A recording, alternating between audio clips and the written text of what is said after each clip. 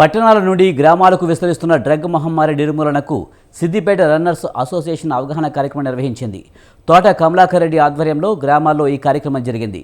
యువత పక్కదారి పడుతున్నారని, అందువల్లే మిడిదొడ్డి మండలం కాసులాపూర్లో run for drug anti drug పేరిట 2K రన్ కార్యక్రమం నిర్వహించారు. ఈ కార్యక్రమంలో ముఖ్య అతిథిగా బీఆర్ఎస్ రాష్ట్ర నాయకులు కత్తి కార్తిక్ గౌడ్ పాల్గొన్నారు.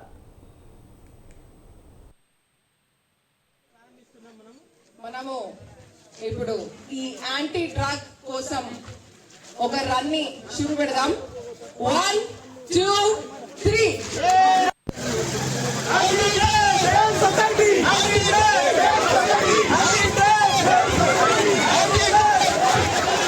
సిటీల నుంచి మనలాంటి ఇట్లా పల్లెటూర్లలో కూడా ఈ డ్రగ్స్ అనే మహమ్మారి వచ్చి వాళ్ళకి చాలామందికి అవగాహన కూడా ఉండదు.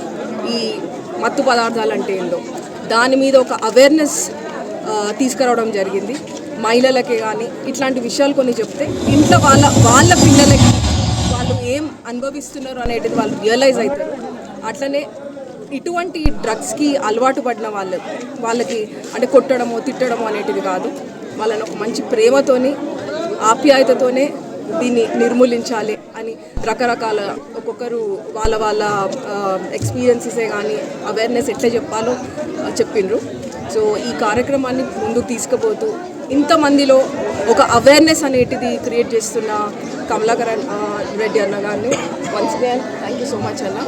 ఇట్లాంటి అవేర్నెస్ ప్రతి ఊర్లో పిల్లల కాడ నుంచి పెద్ద మనుషుల దాకా ప్రతి ఒక్కరికి